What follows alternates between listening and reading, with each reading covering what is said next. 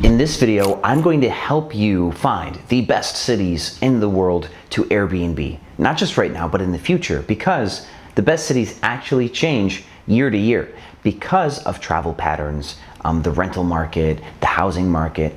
Airbnb is built off of picking a property and then making a profit off of it. So in this video, I'm going to teach you how to find the best cities all the time by giving you 5 different filters to go through in the cities that you're searching in. My name's Sean Rakicic. I Airbnb in 4 cities, consult all around the world, and have made over $10 million on the Airbnb platform. And coming to you from Cancun, Mexico, let me jump in and teach you how to do this. Let's go.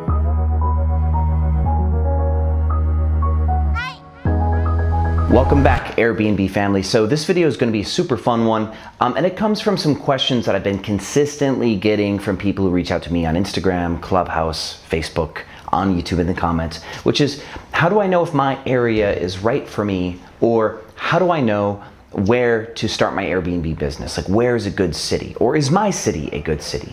And so I want to give you 5 filters that you can go through when really testing a city to try to validate whether or not it's going to be worth your time. Now, before we get into those 5 filters, I do want to address the broad question of how do I know if my area is right for me? This is a more basic question, and I can kind of give you a basic answer. If there are hotels in your town, even if your town's only 5,000, 7,000 people, if you have any type of significant hotel that has more than 16 rooms in it, something a little bit larger, and they're still in business, that's a sign that there's short-term rental traffic in your city. See, a hotel makes its money when somebody comes to your town, they stay for a night, a day, a week, a month, and then they leave. A hotel is very similar to what you would do in an Airbnb business. So logic would infer that if a hotel can survive in the market, you can survive in a market. And another second good way to test if your area specifically is right for you, just get on Airbnb and look, search your town and see if Airbnb hosts pop up and see if they have reviews. That means people are booking with them. So those are easy ways just to check. Now, I'll tell you that a vast majority of towns, you could probably get away with running a small Airbnb business. You can start it up and find the right type of place, the right house or apartment, and start making some money. I think Airbnb is an easy enough opportunity that you can do it almost everywhere.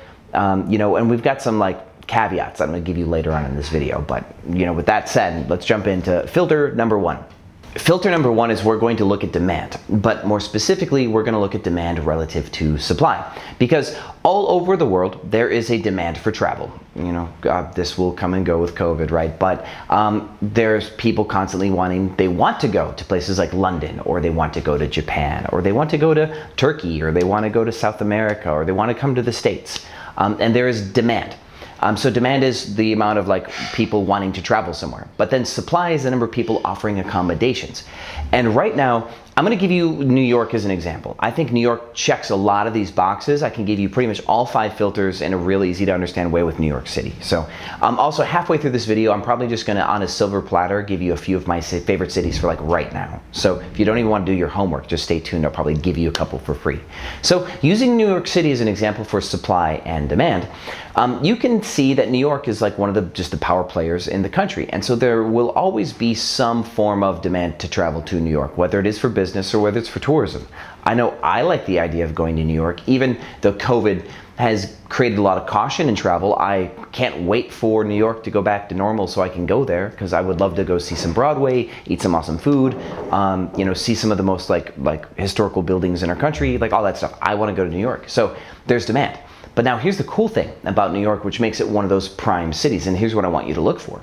Establish your cities that have a strong demand, but now look for cities that have had their supply capped off or cut off due to COVID-19. So the reason why New York has qualified for this is because a lot of hotels shut down. And when they shut down for a while, because all of Manhattan just kind of grinded to a halt. And so when Broadway stopped and the hotels all shut down and businesses started working remote, there's a lot less reason for people to come in 2020. So a lot of the operators that run hotels just shut down their operations. And so now as New York tourism comes back into the fold, you're going to find that there will be hotels that are still not operating. So as demand picks back up, supply will still be low because these hotels will take time to get back to operating. And some may never even come back because it just won't be worth reopening. And also, short-term rental operators, just the same, have shut down as well in the Northeast. I've kind of decided to ride out the bad year in Philadelphia because I believe that there's going to be opportunity on the back end. But I know a lot of operators that have failed and gone out of business. And I've actually taken over listings for hosts that have shut down their operations in the Northeast.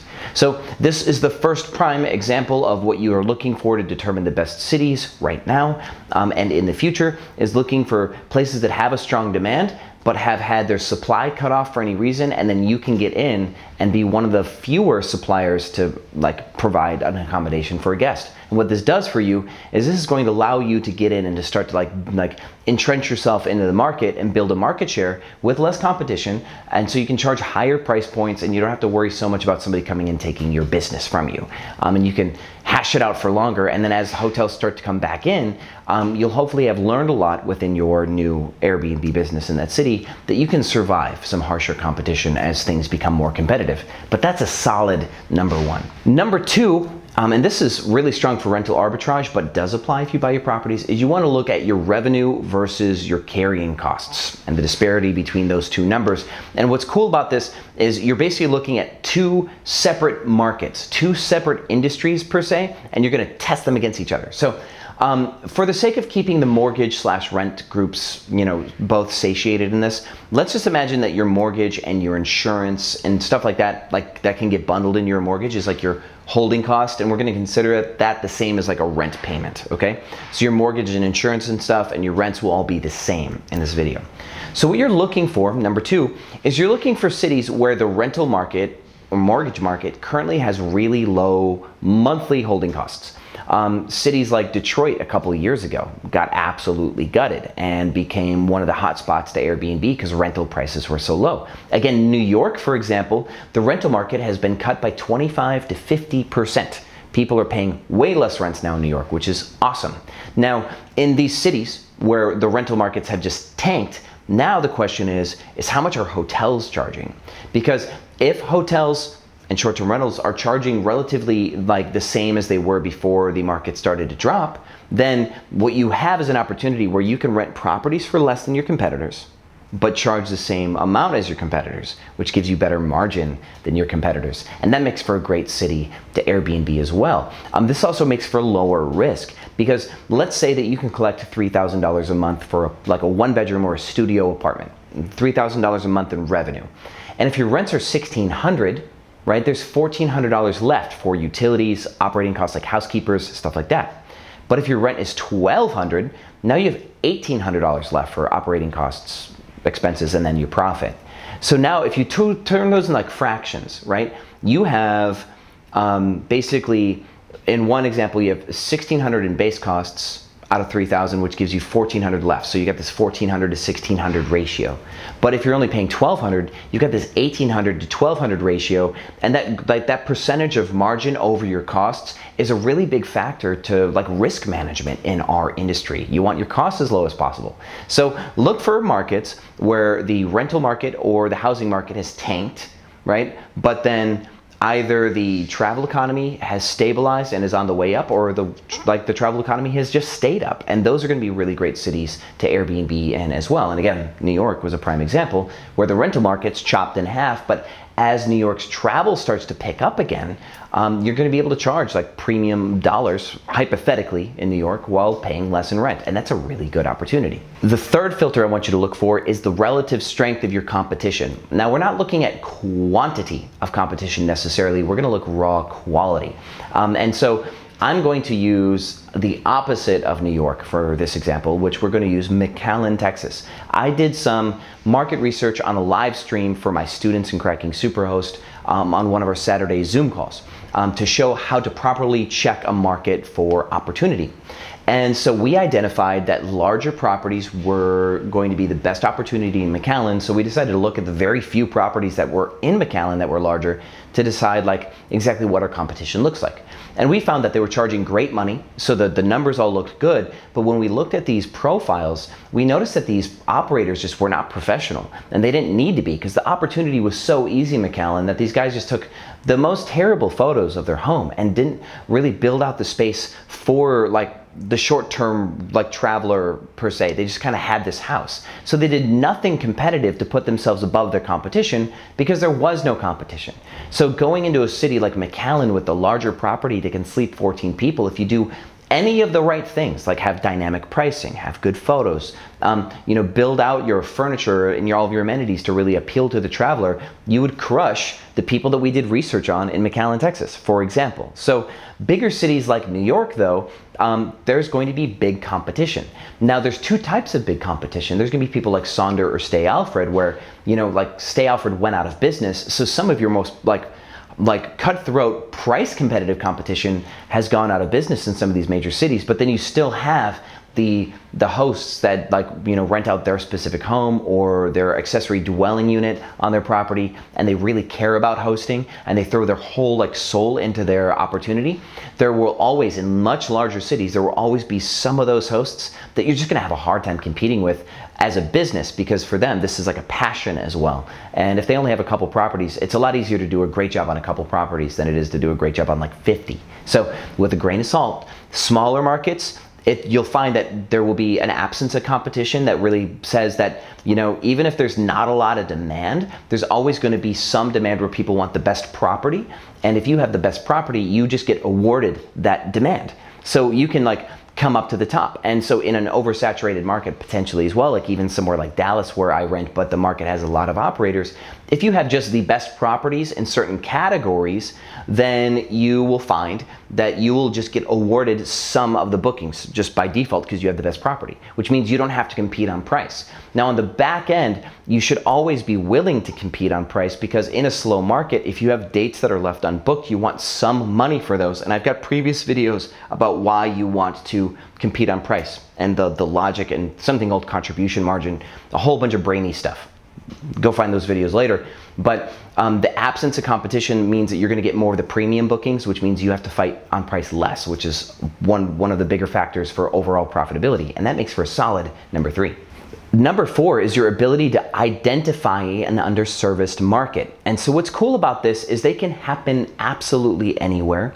Big cities, small cities, tourist destinations, business, like travel, kind of like 9 to 5 kind of places. You can identify underserviced markets.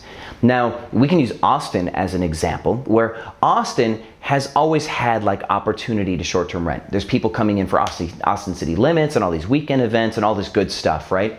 So Austin has always been strong, but the rental market's always been at a premium. The housing market's always been at a premium. And so it's expensive to get in, but you make a ton of money on the weekends. But COVID kind of crushed that too and just deflated the market. So what we might have in Austin is a combination of things.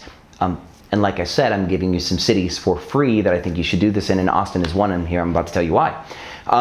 The deflation in COVID caused some operators just to get out because they just didn't like the idea of operating during COVID, and some things did slow down. Texas never really shut down, so we didn't lose nearly as many operators as say like Philly or New York, but there's still slightly less supply. Now, Austin has started to boom because people are moving there. People are moving from New York and California, and businesses are relocating. Elon Musk is coming and building a gigafactory, and Joe Rogan even came for a while, but I think he's moving back, right? So all that stuff is causing a boom in the city. Now what is cool about this, if you're paying attention, is it's creating a new reason to travel to Austin. Not weekend travel, but weekday travel. So the type of unit that really performs well in Austin before this were big homes for weekend visits. People would go to Lake Travis, big homes, lake houses, or big homes near the lake, or big homes near Rainy Street where people want to go out drinking on the weekends with their friends and then throw after parties at these houses and party, right? That was Austin. But now all these people will be traveling in for business, and they're going to be looking for more suitable accommodations for business persons, which means studios and one bedrooms that have business amenities that you can get on like the Airbnb workplaces, because there's that filter. There's like family friendly and work friendly and stuff. Getting into that zone, there's an underserviced market there, which is there's less supply available for the amount of growth in the business travel, Monday through Friday travel bracket for Austin. But what's really cool is those studios will also always perform on the weekends, because people are always looking for a more price competitive option to stay where, like in Austin, maybe all you could find were expensive hotels and bigger homes. So your studios will still perform well in Austin, but maybe before now, maybe the amount of money that you can make on a weekend day with a studio did not justify the amount of rent you would have had to pay, considering your weekdays wouldn't perform well enough. That's just hypothetical. Some of you might actually have studios and one bedrooms in Austin. I know that I have a student who specializes in those, and he's done just fine. But now there's a much bigger opportunity, making it one of the best cities to Airbnb in for weekday travel coming up in the near future. And of course, I'm recording this March 3rd, 2021. So of course, time capsule, take this with a grain of salt if you're watching this like a year from now. But what I want to teach you is the moral of the approach. Other ways to handle underserviced markets would be to look at amenities. Like you might find that, for example, I did some research in Nevada once, and in Las Vegas, all of the best performing properties were homes that had private pools, right? And so obviously everybody wants a big house with a private pool in Las Vegas so they could take their cool Instagram photos. It's a huge thing. And having one of the, like the unicorn floaties, right, in the water, like those matter too. Like all that kind of stuff mattered for the experience.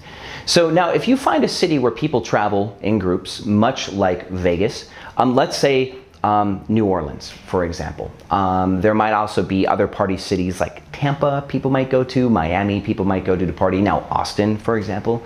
And you might find that there's just not a lot of properties with private pools on Airbnb, which could then infer that if you can capture that same type of traveling group on Airbnb and entice them with a pool with the unicorn floaty, then you now have captured an underserviced market.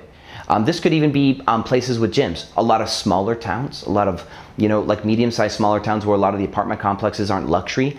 They don't have many Airbnb operators that actually have fully functional gyms in their space as an amenity. And this is one of my main amenities that I offer in almost all of my Dallas properties, but can't seem quite to get in my Philadelphia properties. It's harder to find properties with gyms in Philly. So I can tell you, if I found gyms with like places with gyms in Philadelphia, I snatch them up in a heartbeat, because that is an underserviced amenity, for example. And that is obviously like your strong approach to finding underserviced markets is filtering on Airbnb by amenity and checking if there's a relative change in supply. And that's your number 4. The fifth and final filter that you want to look at when trying to find the best cities to Airbnb in around the world is regulation. And you want to take a creative approach to the regulations. See, New York is essentially like illegal for a business operator. You can't like build an Airbnb business at scale, because you can only operate out of your home, and you have to be there when you have a guest, stuff like that. But I think that New York might change their regulations in the near future, because the reason why they're so highly regulated is hotels lobbied against Airbnb and created all this red tape so that way they can continue to make money. But with coronavirus, a lot of these hotels shut down. And now the city's not making the money that they would normally make, because the hotels don't have the travelers and aren't paying the taxes that they would normally be paying. Which means New York may give the opportunity for a faster rebound of tourism, may give the opportunity to Airbnb operators. And that would be awesome. So what you'll find too is that cities that have subtle regulations, or some regulations that don't make it illegal but just make it difficult, those cities tend to be great too, because if it's harder to get started, that means that there's going to be less like competition, like inherently. And that means that also, if the market starts to get really, really good, it's still going to slow down the rate at which competition can come into your market if it's regulated enough that it's hard to start. So you should look at it like that. You should also choose cities that have had some regulation formed. They've already made some form of decision about Airbnb and short-term rentals, but have made like a kind of a more neutral approach. Because if you go to a city that has absolutely no regulation, they could then later on impose them when the topic finally comes up, and you really don't know where on the map that's going to land. Dallas is right now talking about regulating the Airbnb industry too, which means that Dallas is gonna, we're about to go through something and we're gonna have to adapt and change. But then after that, that probably will be the last time in a long, long while that we'll see any updates to like the Airbnb short-term rental legislation for the county of Dallas. So that is the kind of thing that I want to aim you towards, is find cities that have made up their mind in some way about regulations but haven't completely halted the business practice, and find creative ways to work with those slightly uncooperative regulations, because those ones, some of those cities that seem too difficult tend to be like the biggest gold mines. Like in Vancouver, you couldn't rent out entire places, but there's a lot of Chinese investors that bought these gigantic homes, like these mansions, and they couldn't find renters for these gigantic properties, and they're not living there because they're actually in China. So some operators were co-hosting for these these massive mansions, but broke them up individual rooms. But these individual rooms might as well have been like luxury one-bedroom apartments, and the shared amenities on these places are insanely cool. And so the Vancouver market adapted, and the hosts that were making all the money were ones representing these mansions and breaking them up into 10 individual units. Like, how cool is that? So these are the types of things that you can do. So places like Seattle or San Diego or LA, there might be a way in. You just gotta have to look at it and work your way through the legal labyrinth that is regulation.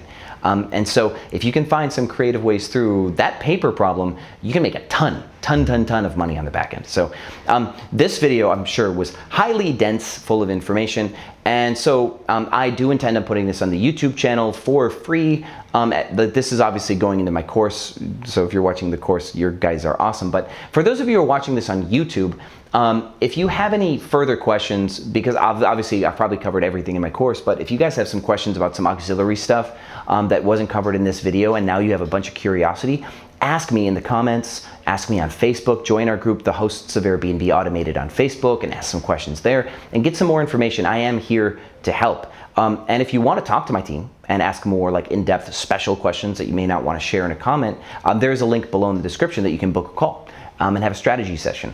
So this is really where my head is at right now as I pick up properties. What I'm telling you is like the real deal. And one last caveat is I'm looking for operators that have failed. That's where I'm actually trying to target my acquisitions right now. So places like Philadelphia, I'm looking for operators that couldn't stay in business, and I can get their furniture for free and just pick up their apartments, get a really cool deal on the front end where I get like 6 weeks or 8 weeks of rent for free still, and get free furniture.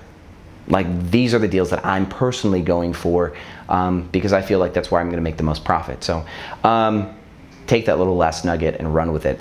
Thank you for watching this video, guys. Hello again, and goodbye from Cancun. I will see you on the other side.